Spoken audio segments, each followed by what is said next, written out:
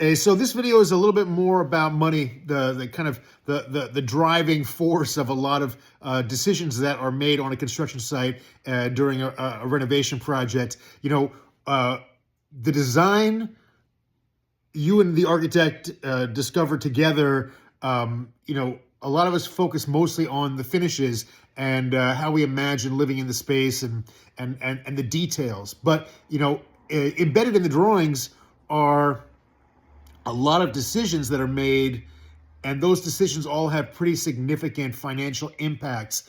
And understanding what they are and whether those financial impacts are in alignment with your ultimate goals, or how important it is to you, like where the sink is, or what kind of shower you put in, because all of those things relate to a lot of other trades: the framing, the substrates, the membrane systems, and also mechanicals. And once you have to start moving mechanicals around, that involves lots of trades, lots of inspections, oftentimes bringing things up to code that you could have just kind of sidestepped had you not gotten into it. So understanding sort of like the telegraphing effect of design decisions and how much they affect price and budget and cost. There's that part of design. So that's you and the architect working through those things and having somebody there fluent in the language of construction to help articulate the actual costs of things in the design stage. And then there is breaking down those drawings into a scope. And when you send it out for bidding, the more detailed you can get about the existing condition and what the design intent is, and what the actual steps are that are going to be required to achieve that design intent, the more you can break those down into moves, the more detail you're going to get back when the bids come in from the contractors. And the goal is to really be able to compare apples to apples, and you can't do that unless you articulate the scope.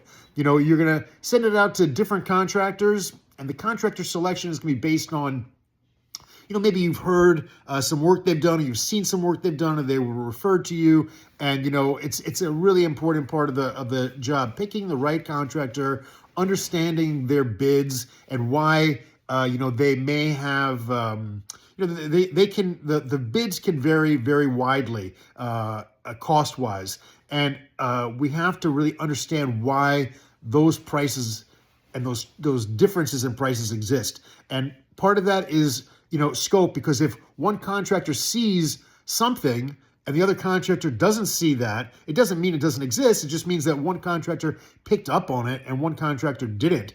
And this will come up later on, usually as a change order if one contractor missed it. So to really compare apples to apples, you really need to understand the scope in as much detail as possible. And this really isn't done by anybody other than the contractor. And this is a big disconnect. So you really need someone to help with that.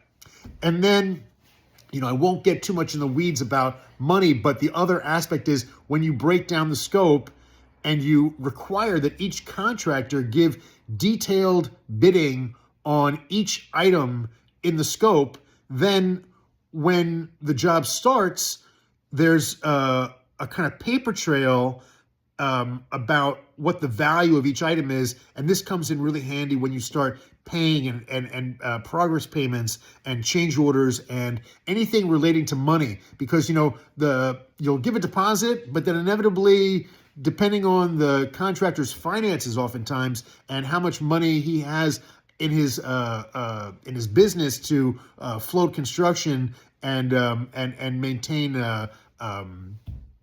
cash flow, he's going to ask for money. And you need to be able to make sure that you never get upside down in a job, because the amount of money between the two of you is it's all about the leverage. The leverage becomes the language of a construction project, and this is very important to maintain in your favor. And the only way to do that is to articulate scope and manage the money. So this is another big topic. And ways in which it's very important to get help from somebody who understands the the ramifications of all these various moves relating to money on a job site.